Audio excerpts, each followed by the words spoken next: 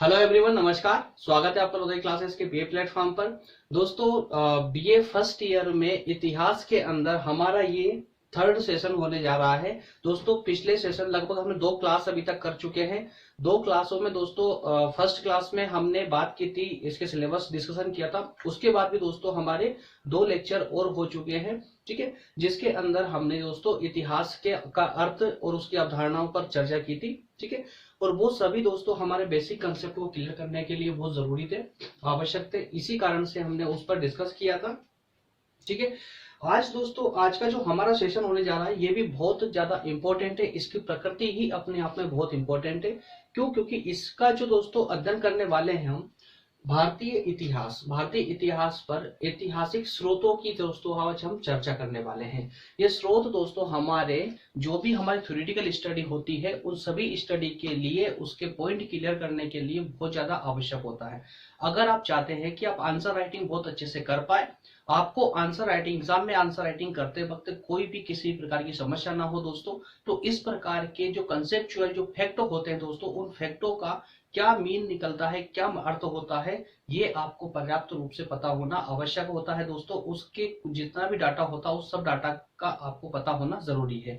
क्योंकि exam centre में दरअसल अक्सर ये देखने को मिलता है दोस्तों कि जब भी आप कोई क्वेश्चन होता है उसको जब आंसर राइटिंग करने बैठते हैं ना, तो उसमें से बहुत सारी चीजें आप भूलने लगते हैं। आपको लगता है कि आप बहुत कुछ भूल गए हैं, तो दोस्तों भूलते आप वही है जो रट कर जाते हैं। जो फैक्ट आप रटे हुए होते हो वो फैक्ट में से अगर एक फैक्ट भी अगर आप भूल जाते हैं तो आपकी पूरी जो लिंकिंग होती है वो पूरी लिंक टूट जाती है। लेकिन उसी टॉपिक को, उसी चीज को अगर आप कंसेप्चुअली समझने का प्रयास करें दोस्तों, उसके कंसेप्टों के माध्यम से समझने का प्रयास करेंगे ना, और अगर आपको उस टॉपिक का पूरा नॉलेज है, व्यवहारिक रूप से अगर आपको उसका बारे में पूरा पता है, तो आपको कभी कोई प्रॉब्लम नहीं आने वाली है। चाहे आप फैक्ट अगर भूल भी जाएंगे दोस्तों तो भी आप उस फैक्ट को स्किप करते हुए आगे की स्टोरी के माध्यम से उस प्रश्न के आंसर को कंप्लीट कर पाएंगे, ठीक है। तो उसी प्रकार दोस्तों, उसी को मजबूत बनाने के लिए, उसी जो अध्ययन है हमारा, उस अध्ययन पर मजबूत, हमारी पकड़ को मजबूत करने के लिए ही हम आज का आपका ये सेशन भी लेकर आए हैं दोस्तों। और ये सेशन भी अपनी मूल प्रकृति में बहुत ही ज्यादा इंपॉर्टेंट, बहुत ज्यादा महत्व रखता है, ठीक है। तो दोस्तों आज हम बात करेंगे ऐतिहासिक स्रोतों के बारे में। अच्छा, क्या होते हैं ये ऐतिहासिक स्रोत? इस पर हम सिर्फ 2 मिनट चर्चा कर लेते हैं, इसके बाद हम अपना सेशन आज का स्टार्ट करेंगे। ऐतिहासिक स्रोत, देखिए दोस्तों, इतिहास क्या है? पिछले लेक्चर में हमने डिस्कस किया था कि जो हमारा प्राचीन समय था, जो गुजरा हुआ समय है, जो प्राचीन समय है, उसके द्वारा, उसके माध्यम से, उनके तथ्यों के माध्यम से वर्तमान में हम अतीत का निर्माण करते हैं। मतलब ये कि आने वाले समय के लिए जो हम प्लानिंग करते हैं आज बैठ करके, गुजरे हुए समय के तथ्यों के माध्यम से, वो इतिहास होता है, ठीक है।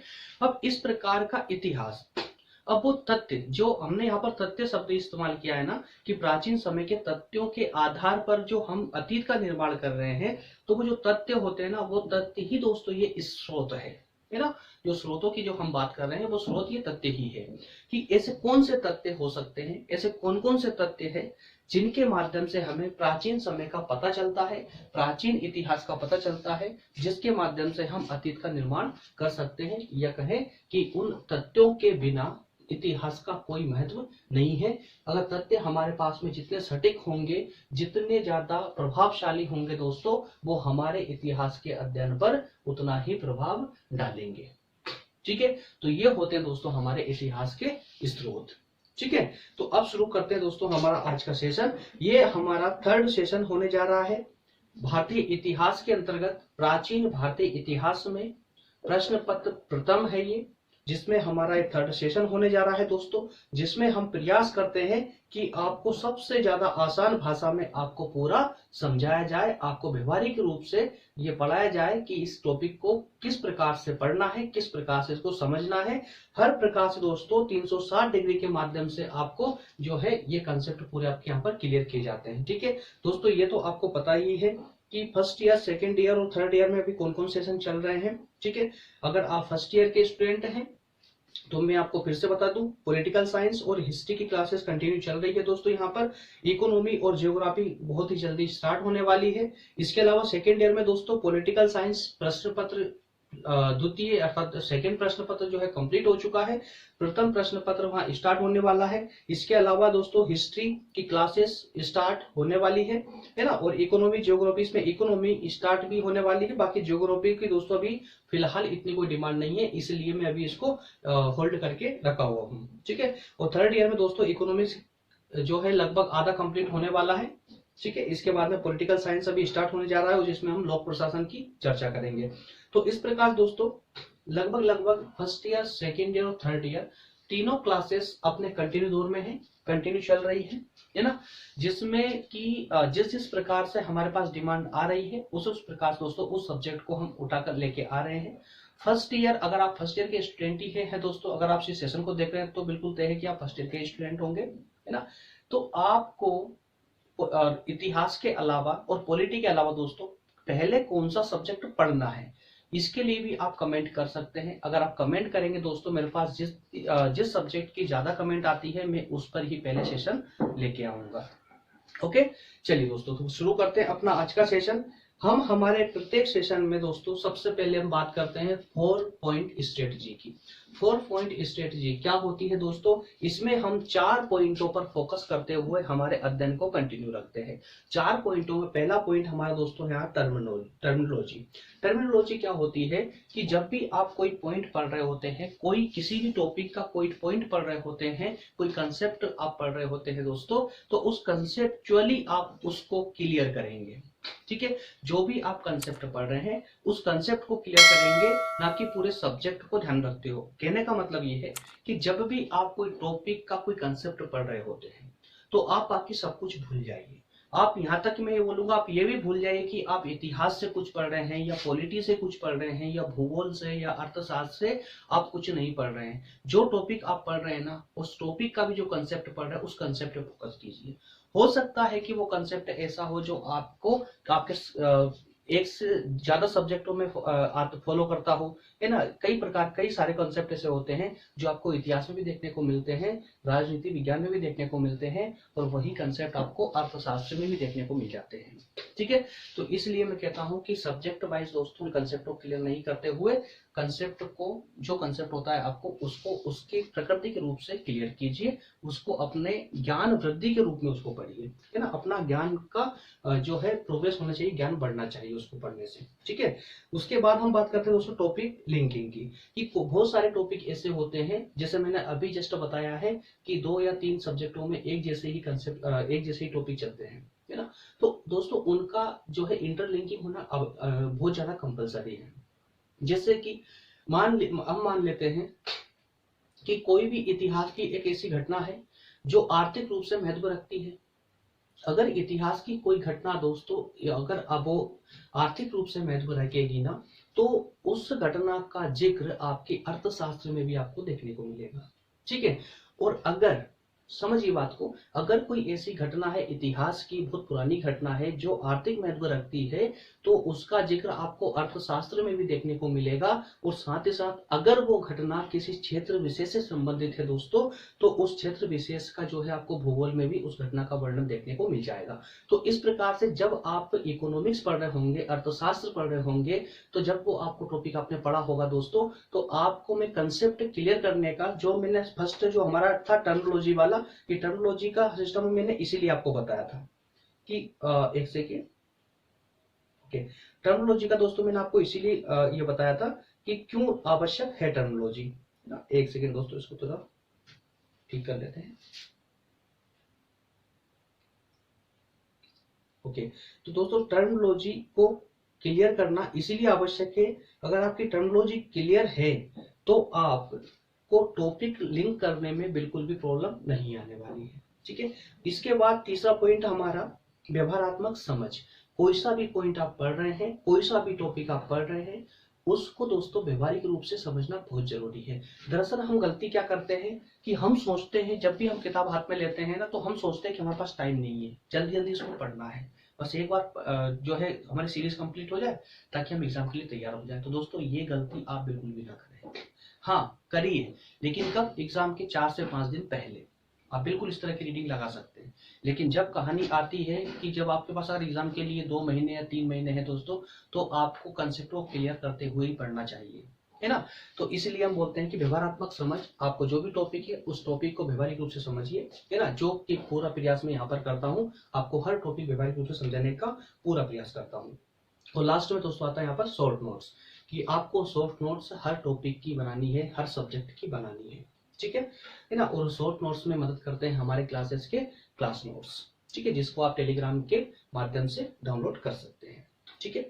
चलिए शुरू करते हैं अपना आज का सेशन दोस्तों। तो आज के सेशन में हम सबसे पहले बात करेंगे कि इतिहास को जानने के लिए जो हमारे स्रोत होते हैं दोस्तों, वो कितने प्रकार के होते हैं। तो सबसे पहले तो आपको ये रटे हुए होना चाहिए कि जो आपके स्रोत है, जिनके माध्यम से आपको पुराने इतिहास के बारे में, आपके पुराने प्यारे भारत के बारे में, या आपको पुरानी दुनिया के बारे में जो भी जानना होता है, तो जिन तथ्यों के माध्यम से आप जानते हो, वो तथ्य कितने प्रकार के हो सकते हैं। तो सबसे पहले दोस्तों आपको यहाँ दिख रहा होगा ग्रंथ होते हैं कुछ, ठीक है। और ग्रंथों में दोस्तों कुछ धार्मिक स्रोत होते हैं, हम इनको एक कैटेगरी में डालते हैं सभी ग्रंथों को, चाहे वो धार्मिक हो या गैर धार्मिक हो, तो हम इसको जो है कैटेगरी में डाल देंगे दोस्तों। तो ये धार्मिक ग्रंथ होते हैं, ठीक है। दूसरे हो जाएंगे गैर धार्मिक, अर्थात कि ऐसे ग्रंथ, धार्मिक ग्रंथ तो आप समझते हैं ना, कि जो धार्मिक किसी धर्म विशेष के अंदर लिखे गए जो ग्रंथ थे, जिनके माध्यम से हमें आज उस समय के इतिहास को, उस समय की संस्कृति को, उस समय की धार्मिक व्यवस्था को समझने में मदद मिलती है, वो सब धार्मिक ग्रंथ होते हैं। उसी प्रकार से जो ग्रंथ किसी धर्म विशेष के द्वारा नहीं लिखे गए थे, वो सभी के लिए समान थे, उन ग्रंथों को हम क्या बोल देंगे, गैर धार्मिक या अधार्मिक, ठीक है। इसके अलावा तीसरे नंबर पे आते हैं दोस्तों विदेशी यात्रियों का विवरण। विदेशी यात्रियों का विवरण ऐसा कि प्राचीन समय में पहले कुछ अन्य देशों से कुछ यात्री हमारे भारत में आए थे। उन यात्रियों को, जो यात्री आए थे दोस्तों, वो अच्छे लेखक हुआ करते थे। उन लेखकों ने भारत के ऊपर उस समय जो किताबें लिखी, जो लेख लिखे, जो ग्रंथ लिखे, उन ग्रंथों के माध्यम से भी हमें हमारे प्राचीन भारत के बारे में जानकारी मिलती है। इसलिए हमने यहाँ पर इस पॉइंट को भी रखा है कि विदेशी यात्रियों के विवरण के माध्यम से भी हमें इतिहास जानने में सहायता मिलती है। नंबर 4 में है पुरातात्विक स्रोत। ये शब्द आपके लिए नया हो सकता है, पुरातात्विक स्रोत। पुरातात्विक स्रोत क्या होता है दोस्तों? प्राचीन समय में कुछ ऐसे स्रोत, प्राचीन समय को जानने के कुछ ऐसे स्रोत, जिसके माध्यम से हम कह सकते हैं कि ये बिल्कुल सटीक है। सटीक अर्थात ये जिसमें कि मान लीजिए कुछ स्मारक है, जैसे कि हम मान लेते हैं भी हमारा दिल्ली का लाल किला है, हमारा ताजमहल है, तो ये हमें मध्यकालीन इतिहास के बारे में बताते हैं कि उस समय की संस्कृति किस प्रकार की थी, ठीक है। इसी प्रकार से जब हम बात करते हैं अजंता की गुफाओं की, है ना, या एलोरा की गुफाओं की, तो वो हमें जानकारी देते हैं कि प्राचीन भारत में किस किस प्रकार की संस्कृति थी, क्योंकि उन गुफाओं में कुछ चित्र बने हुए हैं, कुछ चट्टानों पर, जो वहाँ की दीवारें हैं चट्टानों की, उन पर कुछ लेख लिखे हुए हैं, तो उनके माध्यम से हमें काफी सारी जानकारी प्राप्त होती है। तो इस प्रकार से इन स्रोतों को हम क्या बोलते हैं, पुरातात्विक स्रोत, ठीक है। तो ये 4 स्रोत है दोस्तों, चारों स्रोत आपको पूरी तरह से क्लियर होने चाहिए। धार्मिक ग्रंथ रिवाइज कर लेते हैं हम। नंबर 1 धार्मिक ग्रंथ, नंबर 2 पे कौन सा है दोस्तों, गैर धार्मिक ग्रंथ। एक धार्मिक ग्रंथ, दूसरा गैर धार्मिक ग्रंथ। फिर तीसरे में दोस्तों कौन आ जाएंगे, विदेशी यात्रियों का विवरण। तो धार्मिक ग्रंथ, गैर धार्मिक ग्रंथ, और तीसरा विदेशी यात्रियों के विवरण, और चौथा नंबर, लास्ट नंबर का जो है दोस्तों, चौथा नंबर का, वो है हमारा पुरातात्विक साक्ष्य या पुरातात्विक स्रोत, ठीक है। तो ये 4 स्रोत है जो हमें इतिहास को जानने में हमारी मदद करते हैं। क्या ये चारों क्लियर है आपको? ठीक है। अब इनका हम एक एक करके सबका अध्ययन करना स्टार्ट करें, है ना, कि धार्मिक स्रोत जब हम देखेंगे तो धार्मिक स्रोतों में किस किस प्रकार के धार्मिक स्रोत होंगे, कौन कौन से धार्मिक स्रोत थे, उनमें से एक एक दो के हम नाम याद करते चलेंगे, जिससे कि हमारे फैक्ट भी कंप्लीट होते चले जाएंगे, और हमारी जो हिस्टोरिकल स्टडी है दोस्तों, जो व्यवहारिक अध्ययन है, वो भी हमारा क्लियर होता चलेगा, है ना, ताकि पूरी कहानी हम समझ सके, ठीक है। चलिए बढ़ते हैं। तो सबसे पहले दोस्तों हम बात करेंगे धार्मिक स्रोतों की। धार्मिक स्रोतों की जब बात करते हैं, धार्मिक स्रोत क्या होते हैं, यह आपको भलीभांति अब अच्छे से पता है कि धार्मिक स्रोत किसी धर्म विशेष के अंदर लिखे गए वो ग्रंथ होते हैं जो हमें वर्तमान में प्राचीन समय की, या कहें कि उस समय की, या कहें कि तात्कालिक समय की धार्मिक व्यवस्थाओं के बारे में जानकारी देते हैं, सांस्कृतिक व्यवस्थाओं के बारे में जानकारी देते हैं, या अन्य कुछ और भी घटनाओं के बारे में हमको जानकारी देते हैं, वो सब के सब धार्मिक ग्रंथ कहलाते हैं। क्लियर है? इन धार्मिक ग्रंथों के अंदर, इन धार्मिक स्रोतों के अंदर भी 3 प्रकार के धार्मिक स्रोत पाए गए हैं। कौन कौन से दोस्तों? तो यहाँ बात करेंगे ब्राह्मण धर्म के कुछ साहित्य, अर्थात कि हिंदू धर्म के कुछ साहित्य, है ना। तो भाई हिंदू धर्म के भी कुछ साहित्य ऐसे हैं जिनसे हमें प्राचीन भारत के बारे में पता चलता है।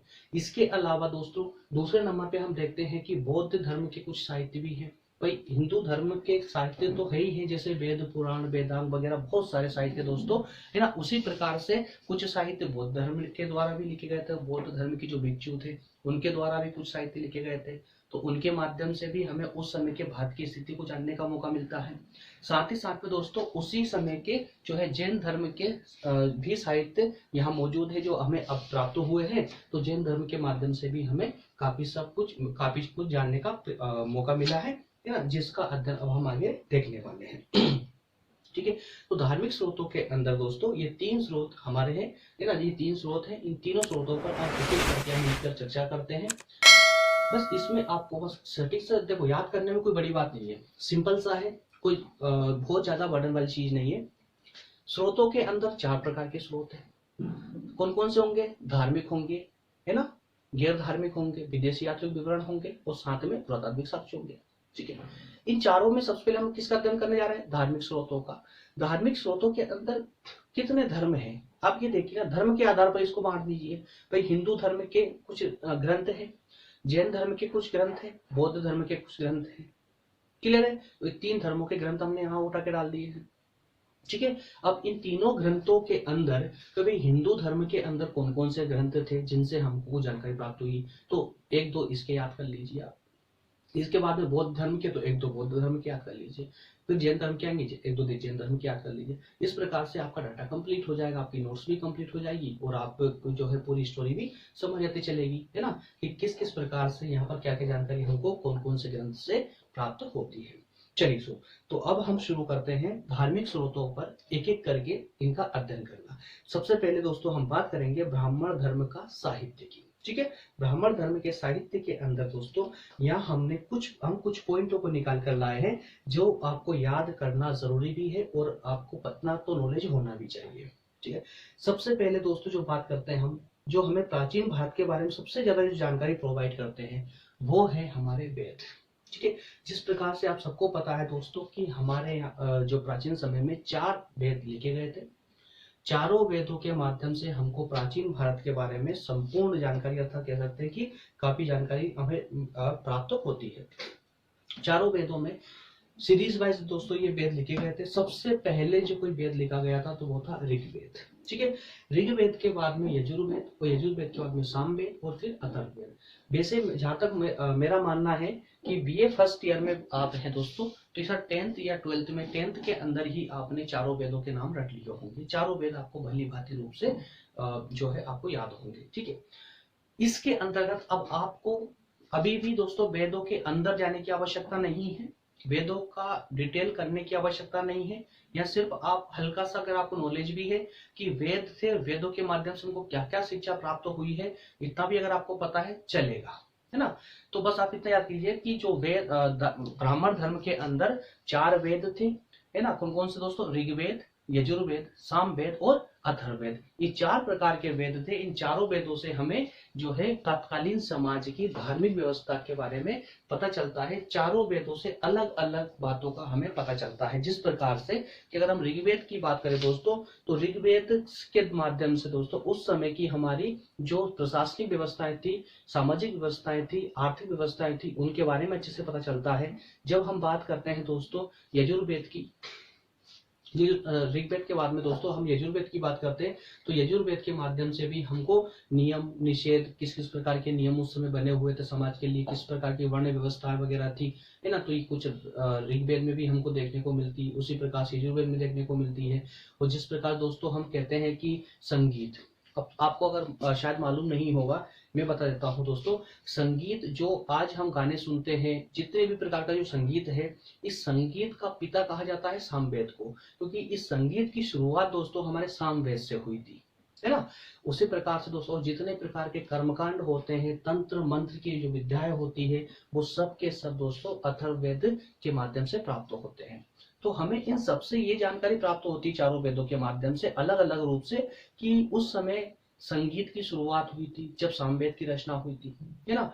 उसी प्रकार से तंत्र मंत्र, जादू टोने, जितने प्रकार के कर्म कांड थे, इनके अथर्ववेद के आने के बाद से सब कुछ प्रारंभ हुआ। तो ये जानकारी हमको प्राचीन समय की इन वेदों से प्राप्त होती है। ठीक है, ये वाला पहला पॉइंट क्लियर है दोस्तों, वेद वाला। ओके, आगे हम देखते हैं कि 6 वेदांग प्राचीन समय के हमारे इस धर्म के अंतर्गत, हिंदू धर्म के अंतर्गत पाए गए हैं। ब्राह्मण साहित्य के अंतर्गत 6 वेदांग है दोस्तों। 6 वेदांग में शिक्षा, कल्प, व्याकरण, निरुक्त, छंद और ज्योतिष, ये 6 वेदांग पाए गए हैं। इनके माध्यम से भी हमको धार्मिक शिक्षाएं प्राप्त होती है। ठीक, नेक्स्ट है सूत्र ग्रंथ। इसमें गृह संस्कार और कर्मकांडों का वर्णन किया गया है, जिस प्रकार से यजुर्वेद में किया गया था, है ना। तो उसी प्रकार दोस्तों गृह संस्कार और कर्मकांडों का वर्णन भी सूत्र ग्रंथ में किया गया है। इसके बाद है कुछ स्मृतियां। तो दोस्तों स्मृतियों के अंतर्गत प्राचीन जो पुराने समय के जो नियम थे और जो निषेध थे, उनका वर्णन किया गया था। और साथ ही साथ में राजा और प्रजा के मध्य में किस प्रकार के संबंध थे, इसका वर्णन भी यहाँ पर देखने को मिलता है। इसके अलावा दोस्तों 18 पुराण भी है ना। 18 पुराण है, और इस जिसके माध्यम से प्राचीन उस समय के राजा और देवताओं का वर्णन इनमें पुराणों में किया गया था। ठीक है, तो ये हमारे ब्राह्मण धर्म के साहित्य के स्रोत है। ठीक है, इसमें आपको याद क्या क्या रखना है। इसमें फर्स्ट वेद आपको याद रखने हैं, बिल्कुल नहीं भूलना है। 6 वेदांग है, आपको ये याद रखने हैं।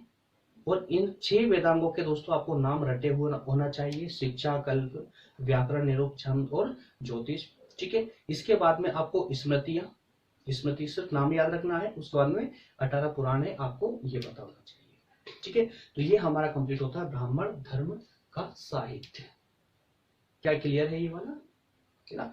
तो अब दोस्तों आगे मूव करेंगे ब्राह्मण धर्म के साहित्य के अंतर्गत दोस्तों, सॉरी माफ कीजिएगा, धार्मिक ग्रंथों के अंतर्गत हमने ब्राह्मण धर्म का साहित्य कंप्लीट किया है। अब हम बात करेंगे बौद्ध धर्म का साहित्य, उसके बाद में जैन धर्म का साहित्य। ठीक है ना। तो बौद्ध धर्म के अंदर दोस्तों आपको सबसे इंपॉर्टेंट जो है, तो दोस्तों वो है पिटक ग्रंथ। पिटक ग्रंथ, इस पिटक ग्रंथ के अंतर्गत 3 पिटक और भी और आते हैं, मतलब 3 पिटक है, अर्थात कि 3 ग्रंथ है। इस ग्रंथ को ही यहाँ पिटक बोला गया है बौद्ध धर्म के अंदर। ठीक है, तो 3 ग्रंथ थे, इन तीनों ग्रंथों के समूह को ही दोस्तों क्या बोला गया है, यहाँ पर पिटक बोला गया है। ठीक है, तो इसी को हम पिटक ग्रंथ बोलते हैं। इस पिटक ग्रंथ के अंदर 3 ग्रंथ समाहित हैं, जिसमें नाम है दोस्तों विनय पिटक, सुत्त पिटक और अभिधम्म पिटक। तीनों पिटक दोस्तों, इनमें बौद्ध धर्म के जो भिक्षु थे, उनके कुछ जो है नियम, उनके नियम थे, किस प्रकार से वो अपना जीवन यापन करेंगे, किस प्रकार से वो भिक्षा प्राप्त करेंगे, किस प्रकार से बौद्ध आश्रम में जो है अन्य लोगों का आगमन होगा, किस प्रकार से उनकी भर्ती की जाएगी। भर्ती अर्थात ये कि जो भी बौद्ध धर्म अपनाना चाहता है उसको वहां पर जो है आश्रम में रहना पड़ेगा उनको। तो उस आश्रम में आने की क्या कंडीशनें होगी दोस्तों, ये इन पिटकों के माध्यम से ही बताया गया था। ठीक है, तो ये होते हैं आपके पिटक ग्रंथ बौद्ध ग्रंथ के अंतर्गत, जो आपको याद करने है। फिर सेकंड आते हैं दोस्तों जातक ग्रंथ। तो जातक ग्रंथ जो है, इसमें ये है वही बौद्ध धर्म के ही सिद्धांत इसमें बताए गए हैं, लेकिन ये कहानियों के रूप में बताए गए हैं। इनका निर्माण बाद में हुआ था, जब पिटक ग्रंथों के बाद में जातक ग्रंथों का निर्माण हुआ दोस्तों। वैसे जो हम वर्तमान समाज में या कहें कि व्यवहारिक रूप से हम इसको जातक की कहानियां कहते हैं, है ना। और जातक की कहानियों पर कई किताबें छपी हुई होती है, जिसको हम कहानियों के माध्यम से पढ़ते हैं। वो बौद्ध ग्रंथ ही होते हैं। बौद्ध सिद्धांतों का वर्णन उसके अंतर्गत अच्छा खासा देखने को मिलता है। इसके बाद कुछ बौद्ध ग्रंथ जो है दोस्तों पाली भाषा में भी लिखे गए हैं, और कुछ बौद्ध ग्रंथ संस्कृत भाषा में लिखे गए हैं। पाली और संस्कृत ये भी उस समय की सबसे इंपॉर्टेंट भाषा थी। ठीक है, अब कभी क्वेश्चन ये ऑब्जेक्टिव में बन सकता है भाई कि आपका जो बौद्ध ग्रंथ थे कौन कौन सी भाषा में लिखे गए थे, तो पाली ऑप्शन में हो सकता है दोस्तों आपके, उसके बाद में संस्कृत ऑप्शन में हो सकता है, उसके बाद हिंदी हो सकता है, या कुछ भी जैसे अरबी फारसी भी हो सकती है। तो इसमें आपको मालूम होना चाहिए कि अरबी ग्रंथ कभी भी हिंदी में नहीं लिखे गए थे, क्योंकि उस समय हिंदी का निर्माण नहीं हो पाता। ठीक है, संस्कृत चलती थी, है ना।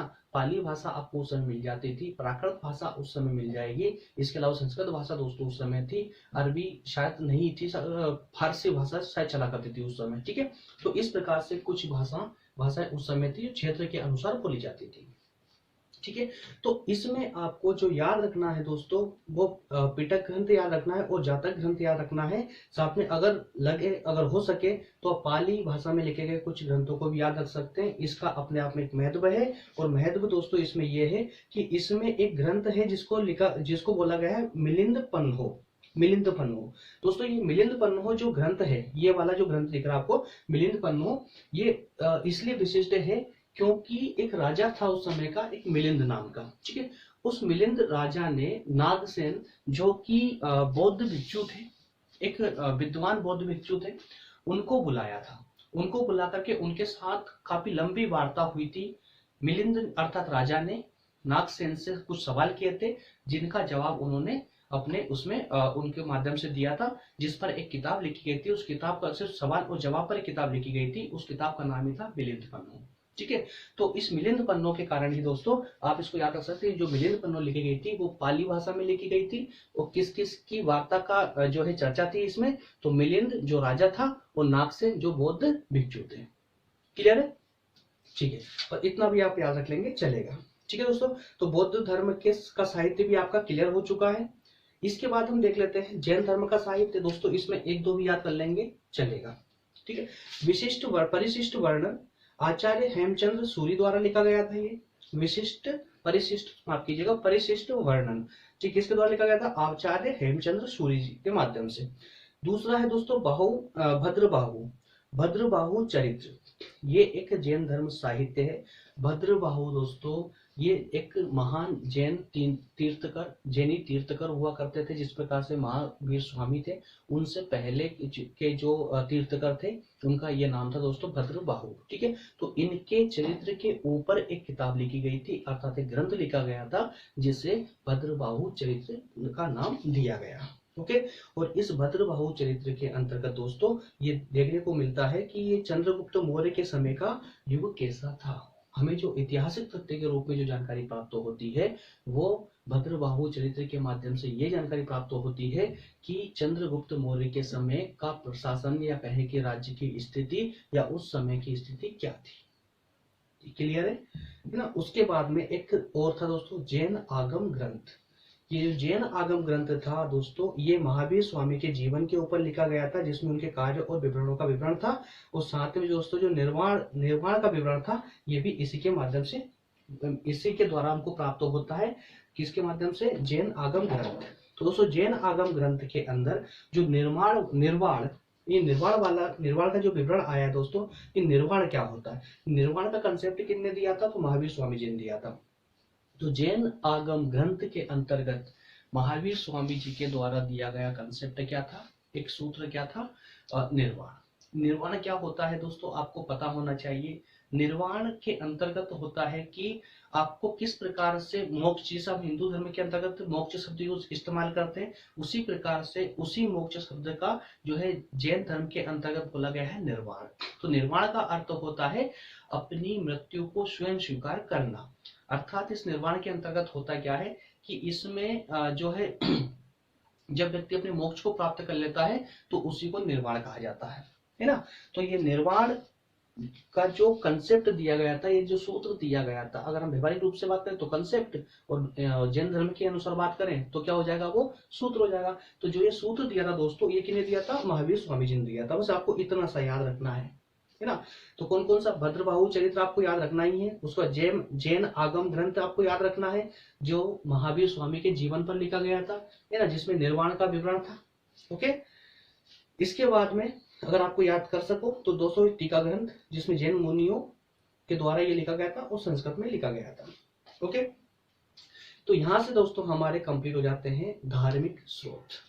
धार्मिक स्रोतों पर ये चर्चा सफिशिएंट हो जाती है। जितनी मैंने आपको यहाँ बताई है इससे और ज्यादा करने की आवश्यकता नहीं है। जितना आपके सिलेबस में दिया गया है दोस्तों उस सिलेबस के अकॉर्डिंग इतना पर्याप्त है। बाकी अगर बात करें स्रोतों की दोस्तों तो आपको सेकेंड ईयर के अंदर आपको यही डिटेल में पढ़ने को मिलेगा, है ना, जिसमें आपको एक एक, जैसे कि हमने जब वेद की बात की थी, 4 वेदों की बात की थी दोस्तों, तो ऋग्वेद के अंदर का पूरा ऋग्वेद आपको पढ़ाया जाएगा, साथ में सामवेद पढ़ाया जाएगा, उसी प्रकार यजुर्वेद और अथर्ववेद सब पे अलग अलग स्टडी कराई जाएगी। इतना डिटेल में आपको अंदर जाने की आवश्यकता पड़ेगी, ठीक है। तो आप याद रखिए कि बीए सेकेंड ईयर के अंतर्गत भी आपके इतिहास के प्रश्न पत्र शायद प्रथम ही है, प्रथम के अंदर की दोस्तों आपको इतिहास के स्रोत पढ़ने हैं फिर से। बस आज जो पढ़ रहे हो आप ये बेसिक है, उसके बाद में आप सेकेंड ईयर में आपको डिटेल में पढ़ना है, ओके। तो दोस्तों इसके बाद में हम बात करेंगे गैर धार्मिक स्रोतों पर। गैर धार्मिक स्रोत दोस्तों, वैसे हमारी क्लास लगभग 30 मिनट्स तो हो चुकी है, तो 1 मिनट चेक कर लेते हैं कितनी स्लाइड और हमारी बचती है इसमें। दोस्तों स्लाइड तो काफी ज्यादा है अभी, और कम से कम हमको 15 से 20 मिनट और भी लगी जाएंगे दोस्तों। लगभग 50 मिनट की ये क्लास हो सकती है। क्या करना चाहिए, क्लास को यहीं स्टॉप कर दें या फिर आगे लेके चले दोस्तों? 30 मिनट्स की क्लास, अच्छा काम करते हैं, जो हमने पहला लिया है इसको अपन कंप्लीट कर लेते हैं। प्रिय यात्रियों का विवरण छोटा ही है, पुरातात्विक स्रोत, ओके कर लेते हैं कंप्लीट, है ना। थोड़ा स्पीड से ले लेंगे, ओके कोई बात नहीं, ठीक है दोस्तों।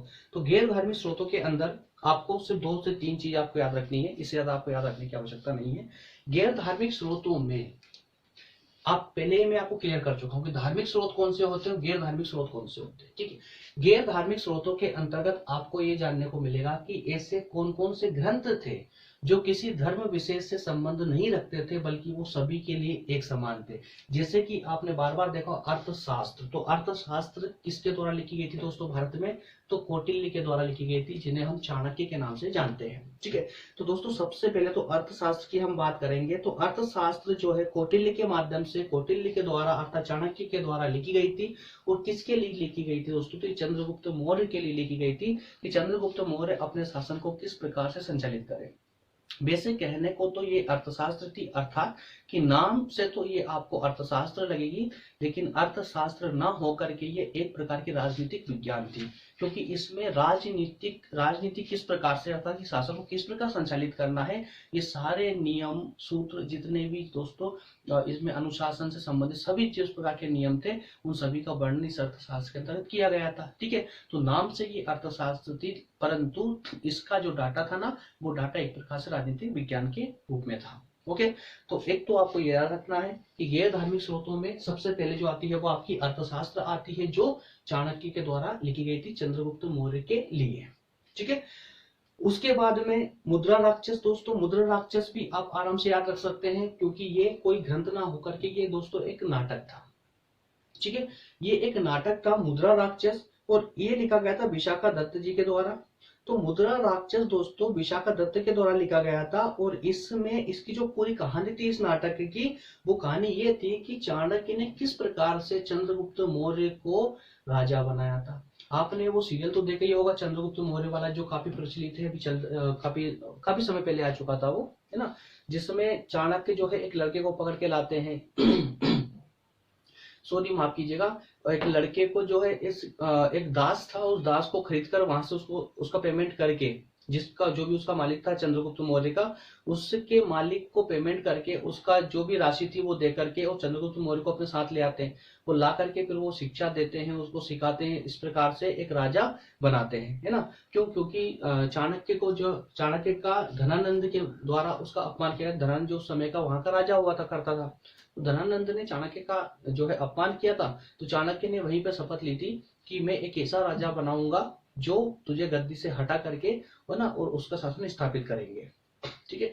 तो इसी कारण से दोस्तों, इसी अपने लक्ष्य की पूर्ति के लिए चाणक्य ने चंद्रगुप्त मौर्य को एक बच्चे के रूप में उसको लेकर आए, ला करके उसे एक शासक के रूप में स्थापित किया था। ठीक है। तो इस सारी घटना का वर्णन दोस्तों यहाँ पर मुद्रा राक्षस नाटक में देखने को मिलता है, जो विशाखा दत्त के द्वारा लिखित था। ओके, तो एक अर्थशास्त्र आपके हो गए दोस्तों, एक मुद्रा राक्षस, और आगे चल के देखते हैं हम कालिदास की कुछ रचनाएं। कालिदास की रचनाओं के अंतर्गत दोस्तों आपको सिर्फ एक ही याद रखना है, जिसका नाम है मालविकाग्नि मित्रम। मालविकाग्नि मित्रम, मालविकाग्नि मित्रम दोस्तों, ये पुष्य मित्र और यवनों के बीच में जो युद्ध हुए थे, इसके बारे में स्पष्ट वर्णन करती है। मालविकाग्नि मित्रम जो कालिदास जी के द्वारा लिखी गई थी, ये किसका वर्णन करती है दोस्तों? पुष्य मित्र और यवनों के बीच में जो युद्ध हुआ था उसका वर्णन करती है। तो उसके बारे में हमें जानने को इससे मिलता है, कालिदास की रचनाओं से। ठीक है।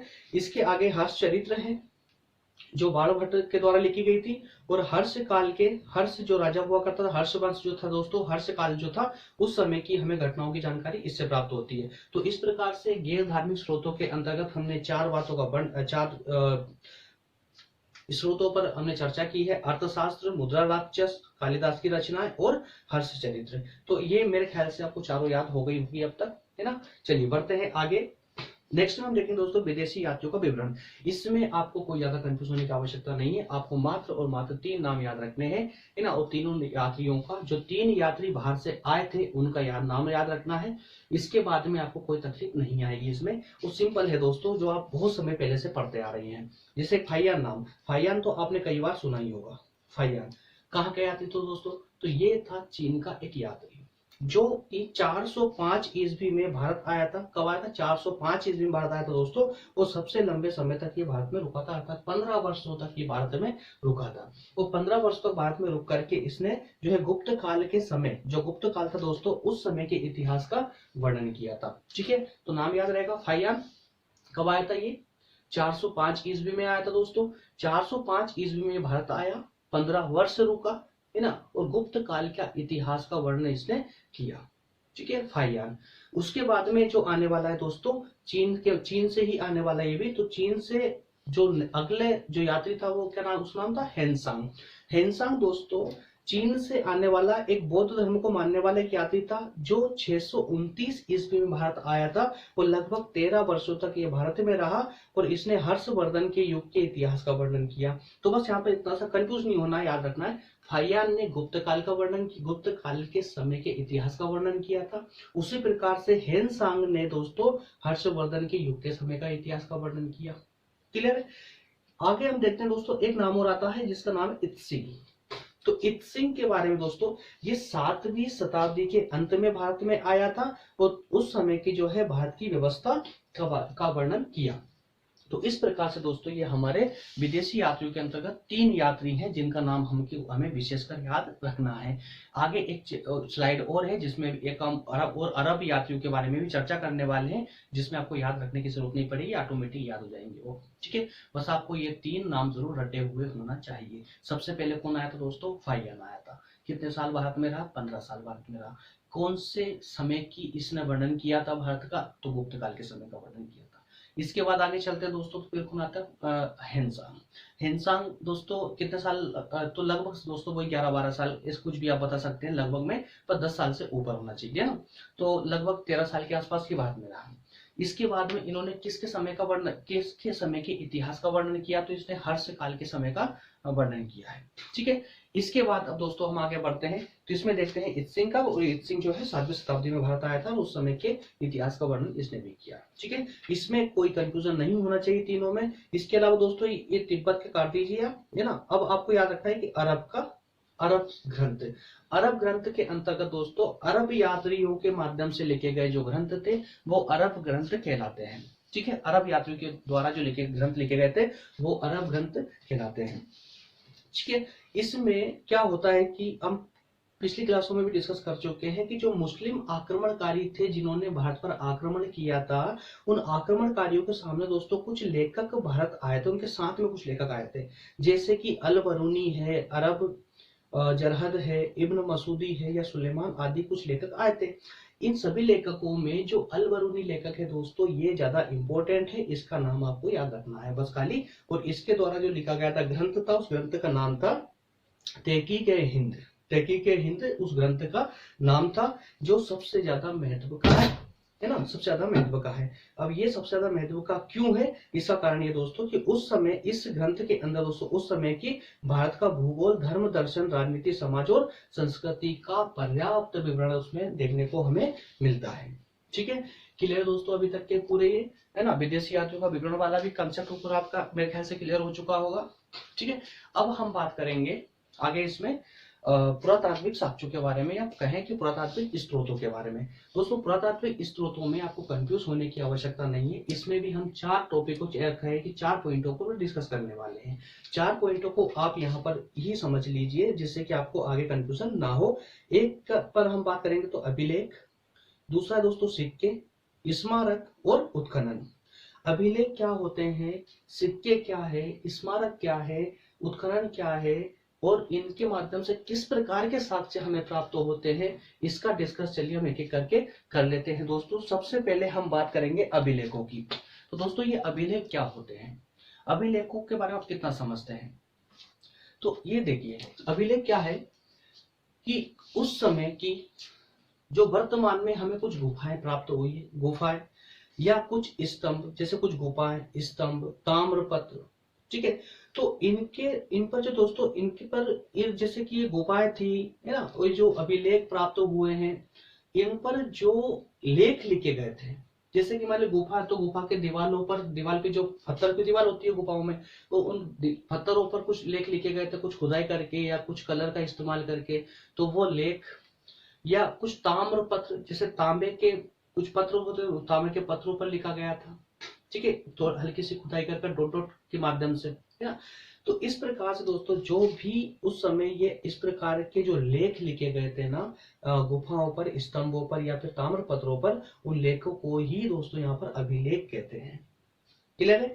जैसे कि चंद्रगुप्त का महरौली स्तंभ, खारवेल का हाथी गुफा लेख, या अशोक के स्तंभ है ना, अशोक के स्तंभ भी बहुत सारे खुदाई प्राप्त हुए हैं। मंदिरों की दीवारों पर जो लिखे गए थे अभिलेख, वो दोस्तों इन अभिलेखों के माध्यम से हमें क्या प्राप्त होता है, तो हमको प्राप्त होता है उन अभिलेखों के माध्यम से राजाओं के नाम, उनका वंश के बारे में पता चलता है, और वो किस समय राजा थे उनकी तिथि के बारे में हमको पता चलता है, उसके समय कौन कौन सी घटनाएं घटित हुई थी, इन घटनाओं के बारे में भी हमें इन अभिलेखों से प्राप्त होता है। तो क्या अभिलेख आपका क्लियर है दोस्तों? ठीक है, अभिलेखों को लेकर भी कोई डाउट है ना, कोई डाउट हो तो आप कमेंट कर सकते हैं, मैं आगे आपको और क्लियर कर दूंगा। ठीक, अगर कोई डाउट हो तो, मेरे ख्याल से तो कोई डाउट बचा नहीं होगा।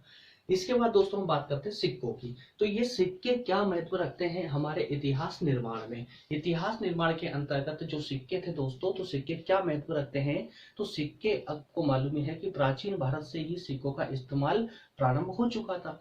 उस समय दोस्तों किसी राजा ने सोने के सिक्के स्टार्ट किए, प्रारंभ किया, कुछ राजाओं ने चांदी के सिक्के बनाए, कुछ राजाओं ने दोस्तों तांबे के सिक्के बनाए, तो कुछ राजाओं ने जो है उनको मिश्र धातु के रूप में, जिसमें सोना, चांदी या तांबा, जो तांबा, पीतल जो भी थे सबको मिश्रित करके भी कुछ सिक्के जो है उन्होंने जारी किए। तो ये सिक्कों के माध्यम से हमें क्या प्राप्त हो सकता है ना। तो दोस्तों ये जो सिक्के थे, इन सिक्कों के माध्यम से भी हमको हमारे प्राचीन भारत के निर्माण का प्राचीन भारत के बारे में काफी जानकारी प्राप्त होती है ना, और जिसके माध्यम से दोस्तों हम इतिहास निर्माण में भी काफी योगदान मिला है, अर्थात कि हमने एक इतिहास को क्रम रूप से समझने में ये सिक्के भी काफी महत्वपूर्ण है कि हमारा प्राचीन भारत कैसा था।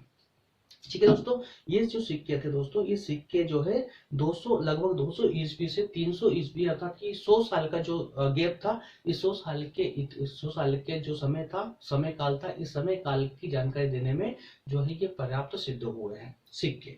ओके, इसके बाद में हम बात करें दोस्तों स्मारक की।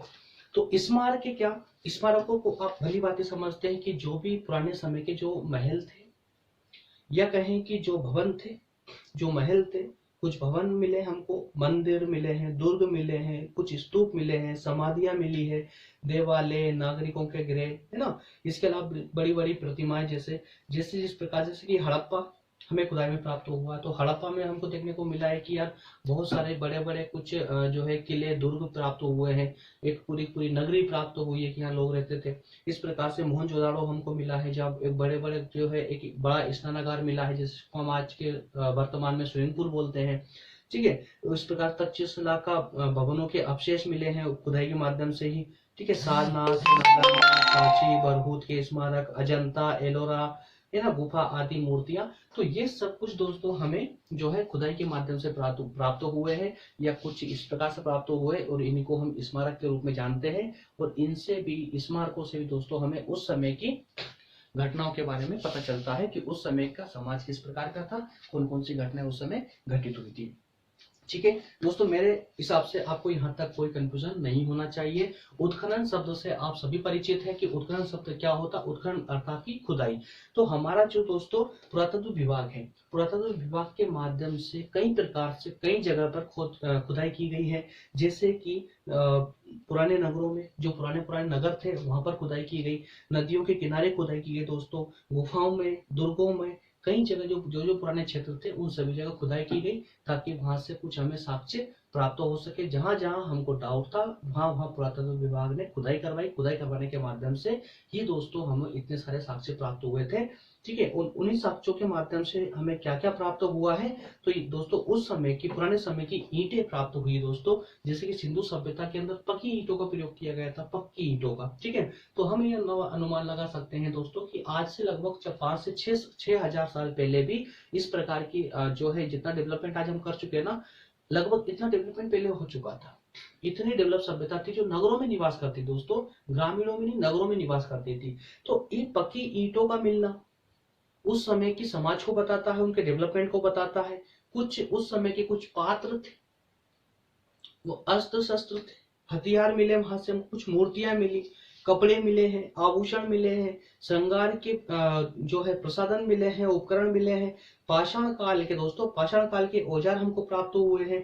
ये सब के सब उनकी दैनिक जीवन, उनका जो उस समय के समाज का दैनिक जीवन किस प्रकार का था उसका वर्णन करने में सफिशिएंट है, सक्षम है।